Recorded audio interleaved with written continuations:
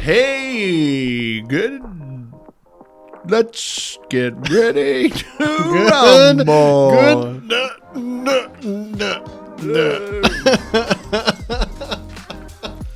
Welcome to this week's edition of the Weekly Travel Alert. I'm Steve Glenn. I'm Paul Glenn. And each week we get to come to you and share with you all the great travel news.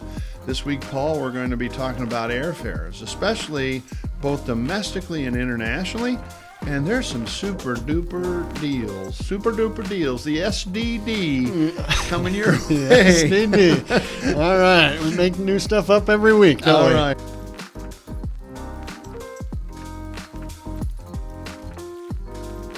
Item number one on this week's Weekly Traveler. This goes to 100,000 people every Tuesday. Hope you're on that list to receive that. And then we record this podcast, Executive Travel, the Weekly Travel Alert.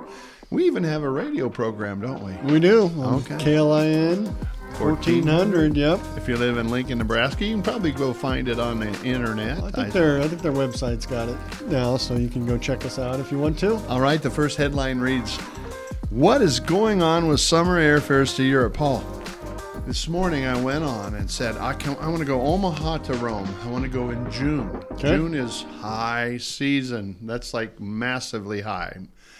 And I said, I'm going to get some of our staff over there to enjoy villadestinoitaly.com for a week just to have some fun. Okay. And I looked on there. I found airfares for $978 wow. round trip coach class from Omaha. Summer travel. Yeah, and a year ago that was $2,300. Mm-hmm. Even a week ago, I was looking at that for an alternative trip that we were planning, and it was $1,600. So it's dropped dramatically here just within the last week. Not only coach class, but also business class. Well, and that's the next thing I was going to say is the next item I had listed on my list was that business class to Europe has also fallen like a rock. Get this, $3,500 round trip. That's 2 cities in Europe, which is basically, I found those in August, okay, which is historically when you'd pay $8,000 for that business class ticket. And it's half price, basically, 50% off. Well, I think you've been looking a lot at this summer. I've been also watching because I think we may have some efforts taking us over there in October. And I was watching that here earlier over the last couple of weeks. And last week, business class going over in October was closer to $6,000-$7,000. And just yesterday, that was back down at $3,500 for business class. So, oh, wow. And same with coach class. Coach class was in that $1,500 to $1,800, and it was back under the $1,000 mark for certain carriers just yesterday. So, and I've been watching it for over the holidays because we're going to be heading back over there over the holidays. And I've got some other people that are going to be joining us now, and that was a $6,000 business class that's fallen back down to $3,500. So, I think if you're thinking about it, jump on it now. Because at some point, these are going to creep back up on, especially when you're looking at anything that's tied to potential higher travel seasons. The holidays, anytime the kids could have a break from school, you got to jump on it because this is not the standard. Well, the experts are saying this will be the biggest travel season ever to Europe. And I think it will be. Yeah. But what they're not telling us is they've added so many flights to Europe that they're not filling them. Yeah. I mean, you can't say the flights are full and then offer $900 round-trip fares in June, July, and August, and then say take those $7,000 premium business class seats and lower them down to $3,500. You don't do that when the planes are full. So the airlines are saying one thing out of the left side of their mouth and saying another thing when you look at what the prices of those airfares are. Yeah, well, and there are other things going on between the airlines that are having an impact on it as well with some of the strategies and adjustments that are happening. So that's all kind of impacting or coming to some significant changes right now. You bet. And I also checked in the fall season as you did. I found like Stockholm was $699 round trip, Vienna $853, Barcelona $557, Barcelona, Paris $549. Are you ready to go? #Snerdly. Can we do this podcast virtually sometime Yeah. and go take Yeah. advantage of some Hello of these from opportunities? Paris. No, Stockholm is the one that's got me excited. hey, I love Stockholm. You're more of a Norway guy, I'm aren't you? give me Scandinavia. Yep. Okay. Hey, the fourth item on this week's Weekly Travel Alert, sponsored by Executive Travel. We've been in business now almost 38 years, Paul. So we're having fun here at Executive Travel. Southwest Airlines seems to be having an airfare sale every week. I keep going on to Southwest, and every week I get an email, and now you can get a text from them every time they do a sale. But get this, I checked Omaha to Miami, traveling in a month, June 29th to July 6th, 168 round trip. Wow. Orlando 194, Dallas $58. Wow. Phoenix 121.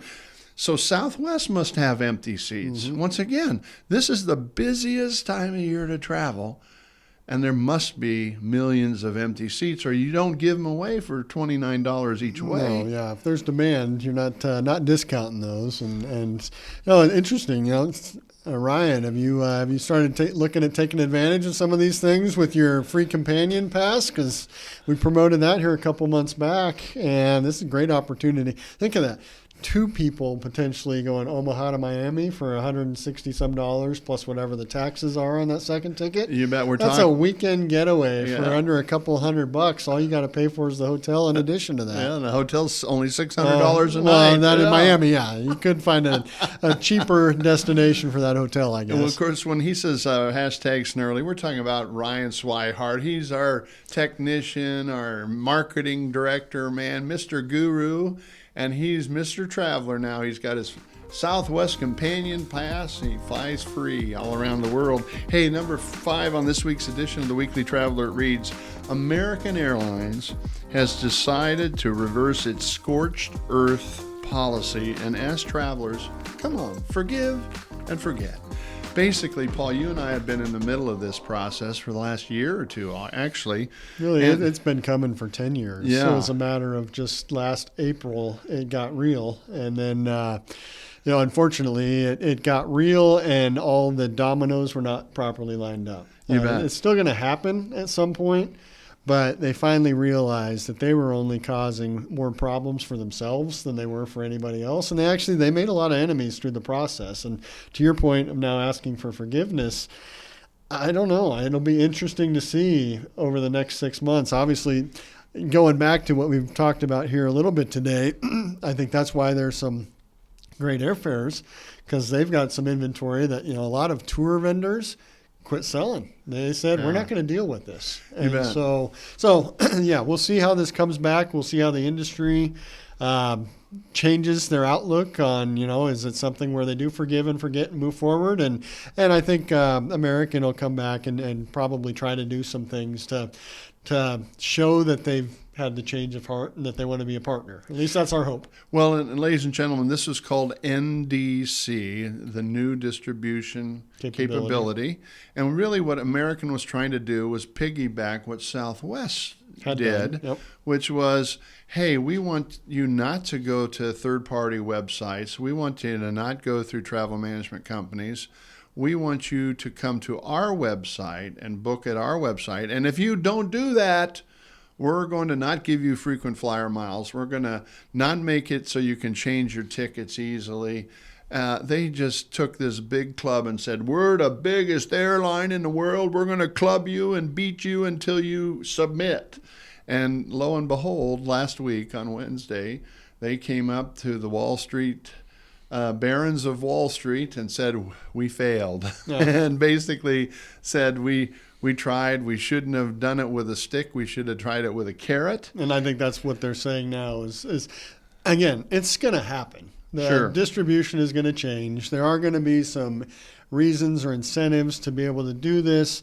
The model as a whole is going to change. It's been the same as it has been for the 30 plus years I've been here. So it's not that it's not going to happen, but the dominoes weren't lined up properly to make it so it was going to be without issues for not just the travel management community, but also the travelers. And I think that's where the rubber met the road, was the travelers were like, this is confusing. This is not Right. what this is Not not what I easy. signed up for. It's not what the others are doing for me. So I'm going to go the path of doing what I'm used to, knowing I'm getting my miles. I mean, let's face it, corporate travel especially, a lot of what people act on is based on their personal benefits that they get. Sure. And those changed. And so became a deterrent. So again, we'll see what happens. I'm sure with time, all things heal. But I think there could be a scar from this for a little while. Number 6 on this week's edition of the Weekly Traveler reads, don't charge your credit card in U.S. dollars when traveling internationally. Paul, I got to fess up.